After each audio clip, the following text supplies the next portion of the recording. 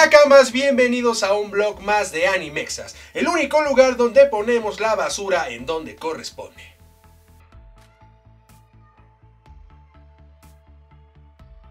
Gracias por darle click, esperemos que se encuentren muy bien en donde quiera que estén.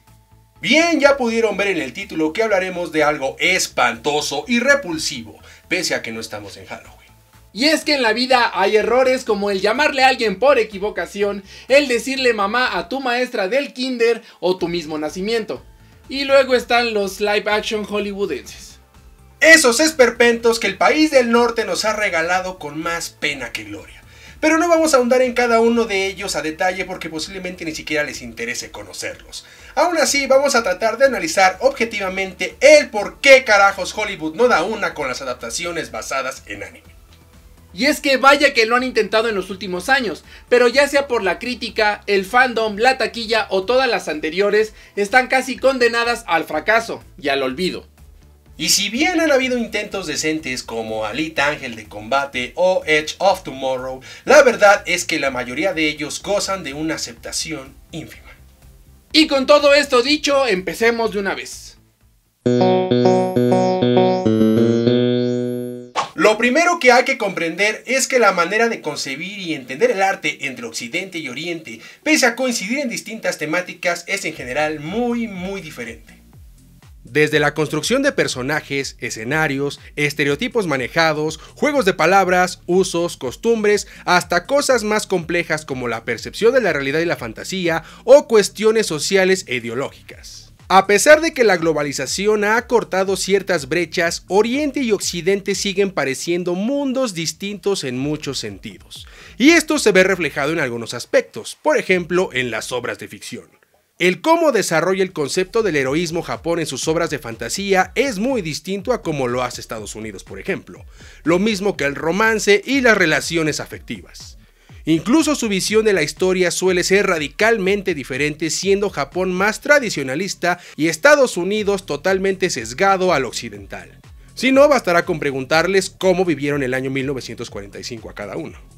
Estas diferencias, que no son menores, saltan a cuadro en las obras japonesas adaptadas en Hollywood, donde más allá de sentir una americanización, se siente como una falta de comprensión de la fuente original y del contexto de la misma. Esto hace que nos encontremos con productos chocantes, inorgánicos, que se sienten excesivamente caricaturizados en ese intento de querer contar una historia que no entiendes del todo, en especial cuando no se está familiarizado con las narrativas del manga o anime. Quien haga una adaptación siempre lo hará bajo la visión que tenga a su alcance, y en ese sentido, la visión hollywoodense aún es muy corta para entender el anime. Y no porque el anime sea lo más complejo del mundo, simplemente porque no es un producto al que estén del todo habituados. Seguramente algunos no hemos copiado en un examen al menos una vez porque no entendimos un carajo de la materia. Y bueno, copiamos, tenemos la respuesta correcta, pero ¿y qué entendimos de ahí, chavos? Exacto, nada.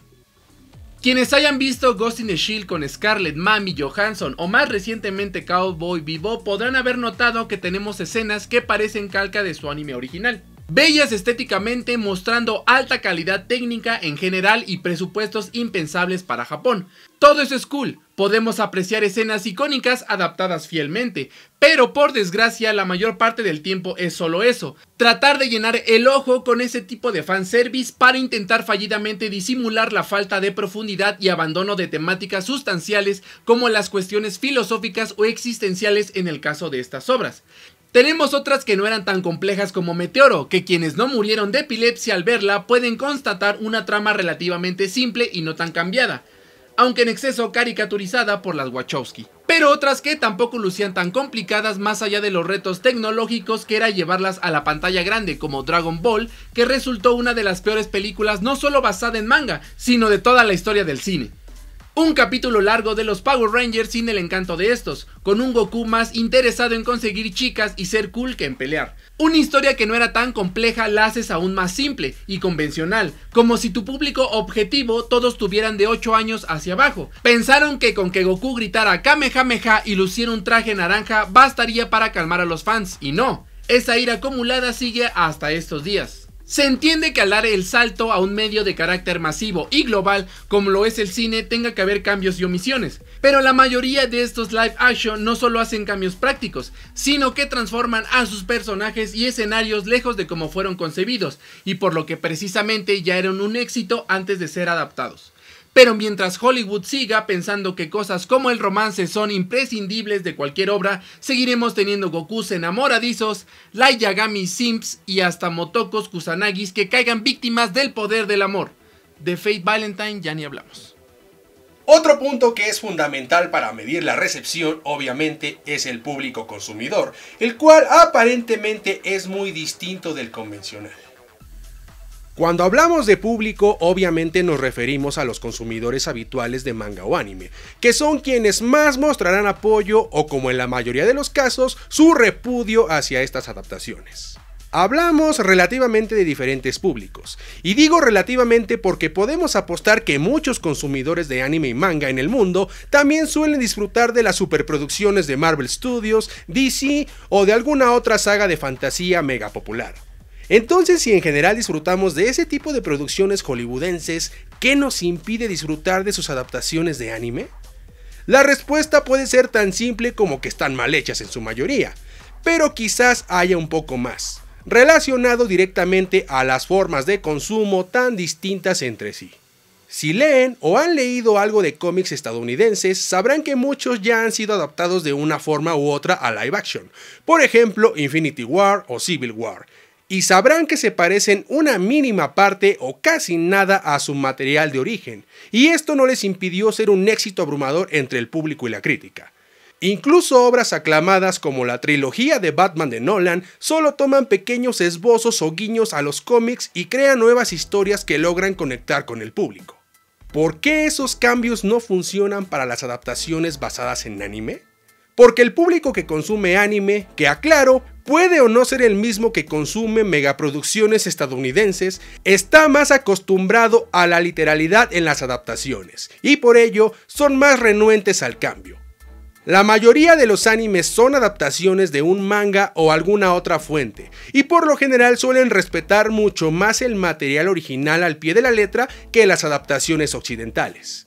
Y ese parece ser un común denominador en las adaptaciones japonesas, una literalidad dominante, que no solo se queda en el mundo de la animación, sino que se traslada al momento en que ellos también se aventuran a hacer live action de obras famosas.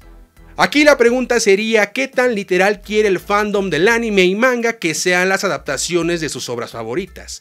¿Qué tantos cambios están dispuestos a aceptar para considerar a una obra fiel?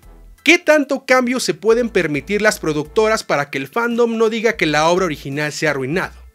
Sin duda que Hollywood logre entender bien las temáticas japonesas suena un poco lejano aún, pero complacer al fandom del anime y manga se escucha todavía más complicado.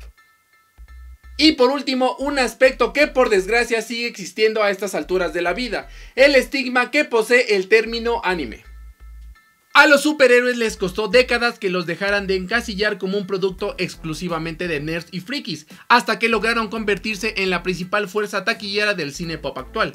Si bien el anime continúa expandiéndose cada vez más y más con varias plataformas que lo distribuyen legalmente e incluso con la llegada de cintas del medio a salas de todo el mundo, aún está lejos de convertirse en algo que no se etiquete como solo de otakus. ¿Culpa de quién? ¿Quién sabe? Tal vez los antecedentes de comentarios negativos con respecto a la animación japonesa en Occidente, el choque cultural y de valores o simples prejuicios infundados desde el desconocimiento. El gusto por el anime puede ser considerado como el gran gusto emergente friki de este siglo, y esto lo digo sin el afán de ofender, sino desde la percepción generalizada. Quizás antes de pensar en que un live action basado en manga o anime vaya a tener éxito, deberíamos considerar que a lo mejor sería conveniente que la percepción del público general, que a final de cuentas es quien te paga la taquilla de una superproducción, debería cambiar con respecto al anime, o por lo menos acercárselo más para que pueda decir, órale, si me gustó, o no, gracias, yo paso. Suena complicado, pero a final de cuentas todo es cuestión de dinero. Si el no llamar la atención del público en general ya resulta en una gran desventaja, peor si el público al que se supone diriges tus esfuerzos te da la espalda debido a la pobre calidad de tu producto. Así que a Hollywood en el futuro o le tocará complacer al fandom del anime o llegar al público en general. Lograr un balance sería lo ideal, pero de momento luce lejano el consenso. No hasta que los grandes estudios decidan qué es lo que quieren hacer realmente con esos materiales en sus manos. Y hasta aquí con el video de hoy, Nakamas. Cuéntenos en los comentarios por qué creen que nomás no funcionan los live action hollywoodenses basados en anime. En lo personal me gustaría que un día pudiéramos apreciar de una gran adaptación de alto presupuesto. No por capricho, sino porque esto de cierta forma permitiría que se conociera la obra original y estuviera al alcance de la gente que no está tan familiarizada con el mundo del anime. Pero bueno, esto el tiempo lo dirá. No olviden regalarnos una manita arriba, suscribirse si es que no lo han hecho y seguirnos en nuestras redes sociales que se encuentran al final del video y en la descripción. Se despiden sus Nakamas, Ángel D y Carlos L. Y recuerden, ¡animémonos juntos!